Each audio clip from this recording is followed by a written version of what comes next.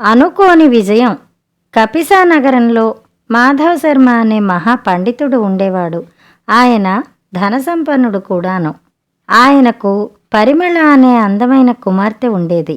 ఆమె కూడా మంచి తెలివితేటలు గలది.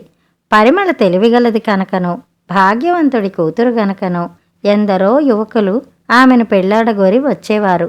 పరిమళ వారిని ఏదో చర్చలోకి దింపి తాను వేసే ప్రశ్నలకు వారు సమాధానం చెప్పలేరని నిరూపించి పంపేస్తూ ఉండేది. తన ప్రశ్నలకు సమాధానం చెప్పగల వాణ్ణే తాను పెళ్లాడాలని ఆమె ఉద్దేశం. ఆ నగరంలోనే రాధాకాంతుడనే ఒక పేద యువకుడుండేవాడు. అతని తండ్రి భిక్షాటన చేసి కుటుంబ పోషణ చేసేవాడు. రాధాకాంతుడు మంచి తెలివితేటలు గలవాడు. అతనికి విద్య మీద అమితమైన ఆశ ఉండేది. చాలామంది గురువులకు శుశ్రూష చేసి చాలా జ్ఞానం సంపాదించాడు. కానీ అతని జ్ఞానదాహం తీరలేదు. దేశమంతా తిరిగి ఉద్దండ పండితుల వద్ద చేరి మరింత జ్ఞానం సంపాదించాలని అతని ఉద్దేశం. అందుకు ధన సహాయం కావాలి. మాధవ శర్మ తనకు సహాయం చేస్తాడేమోనని అతడు మాధవ శర్మ ఇంటికి వచ్చాడు. అతను కూడా తనను పెళ్లాడగోరి వచ్చిన యువకుడేనని భ్రమపడి పరిమళ అతన్ని మాటల్లోకి దింపి, నాకు ఒక అనుమానం, ఎంతమందిని అడిగినా తీర్చకుండా ఉన్నారు అన్నది. ఏమిటా అనుమానం అన్నాడు రాధాకాంతుడు. ఈ లోకంలోనూ పై లోకంలోనూ కూడా సుఖపడేది ఎవరు, కష్టపడేది ఎవరు అని పరిమళ అడిగింది. ఈ లోకంలోనూ పైలోకంలోనూ కూడా సుఖపడేవాడు సన్యాసి. అతనికి సంసార తాపత్రయాలేవీ ఉండవు. ఏ చెట్టు కిందనైనా పడుకుంటాడు, దొరికింది తింటాడు. ఆశలు లేనివాడు గనక నిరాశకు గురికాడు. ఆ విధంగా ఈ లోకంలో సుఖంగా జీవించి బంధ విముక్తుడై పైలోకానికి పోయి అక్కడ సుఖపడతాడు. ఈ లోకంలోనూ పైలోకంలోనూ కూడా కష్టపడేవాడు బిచ్చగాడు. వాడి ఇహలోక జీవితమంతా కష్టాలతోనే గడుస్తుంది. ఎండకు ఎండుతాడు, వానకు తడుస్తాడు, చలికి వణుకుతాడు. వాడి కాలమంతా కడుపు నింపుకునే ప్రయత్నంలోనే గడుస్తుంది. ఆ కడుపు ఏనాడూ నిండదు.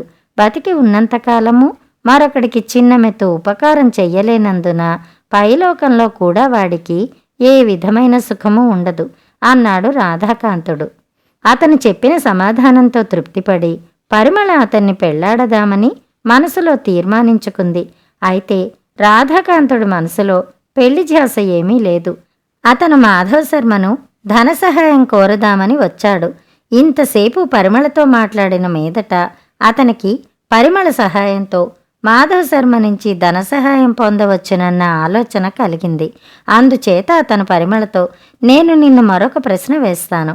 దానికి నువ్వు సమాధానం చెప్పలేని పక్షంలో మీ నాన్నగారి చేత నాకు కొంత ధన సహాయం చేయించాలి అన్నాడు. పరిమళ సరేనంది. ఈ లోకంలో సుఖపడి పైలోకంలో కష్టపడేవాడెవడు, ఈ లోకంలో కష్టపడి పైలోకంలో సుఖపడేవాడెవడు అని రాధాకాంతుడు పరిమళను అడిగాడు. పరిమళ కొంచెం ఆలోచించి, ఈ లోకంలో సుఖము పైలోకంలో కష్టము పొందేవాడు దుర్బుద్ధి గల ధనికుడు. అతను డబ్బు సంపాదించడం కోసం ఏ పాతకానికైనా ఒడిగడతాడు, ఎంతమంది సుఖాన్నైనా బలిపుచ్చుకుంటాడు. ఇలా బతికినవాడు పైలోకంలో సుఖపడడు. ఈ లోకంలో కష్టపడి పైలోకంలో సుఖపడేవాడు యోగి. అతను ఈ లోకంలో సమస్త సుఖాల్ని విసర్జించి శరీరాన్ని తప్పింపచేసి చచ్చిపోయి ఉత్తమ లోకాలను చేరుకుంటాడు అన్నది. తన ఆశయం నెరవేరనందుకు రాధాకాంతుడు చిన్నబుచ్చుకున్నాడు. ఇంతలో మాధవ శర్మ వచ్చి, నాయనా, మా అమ్మాయి అడిగిన దానికి సరి అయిన సమాధానం చెప్పావుట. ఆమె నిన్ను పెళ్లాడడానికి ఒప్పుకుంది. నీకు కూడా సమ్మతమైతే మీకిద్దరికీ పెళ్లి చేసేస్తాను అన్నాడు. రాధాకాంతుడు మొదట నిర్ఘాంతపోయినాడు. తనకు అనుకోని విధంగా కార్యం సిద్ధించినందుకు సంతోషించి అతను పరిమళను పెళ్లాడడానికి తన సమ్మతి తెలిపాడు. కథ సమాప్తం. చిక్కిపోయిన ఒక ఊళ్ళో ఒక బ్రాహ్మణుడు ఉండేవాడు. ఆయనకు ఒక్కడే కొడుకు. వాడి పేరు వెంకటి. వాడికి చదువు అంటలేదు. 4 రోజుల పాటు వీధిబడికి వెళ్ళి పలక మీద రాసిన పెద్ద అక్షరాలు ఆలు దిద్ది తర్వాత చదువు మానేశాడు. కాలక్రమాన వాడికి పెళ్ళి అయింది.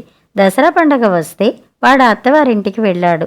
వాడి అత్తవారిల్లు చేరేసరికి వాడి మామగారు అవసరమైన పని మీద గ్రామాంతరం వెళ్ళి ఉండి తాను ఫలానా రోజుకు తిరిగి వస్తున్నానని ఇంటికి ఉత్తరం రాశాడు.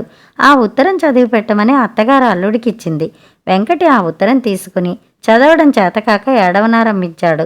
అందులో ఏదో దుర్వార్త ఉన్నదని ఇంట్లో ఆడవాళ్ళందరూ ఏడవసాగారు. ఇరుగు పొరుగు వాళ్ళు చేరారు. ఎవరో ఉత్తరం తీసుకుని చదివి, ఇందులో చెడ్డవార్త ఏమీ లేదే, పంతులు గారు ఇవాళో రేపో బయలుదేరి వస్తున్నట్టు రాశారు, అల్లుడు గారు ఎందుకు ఏడ్చినట్టు అన్నారు.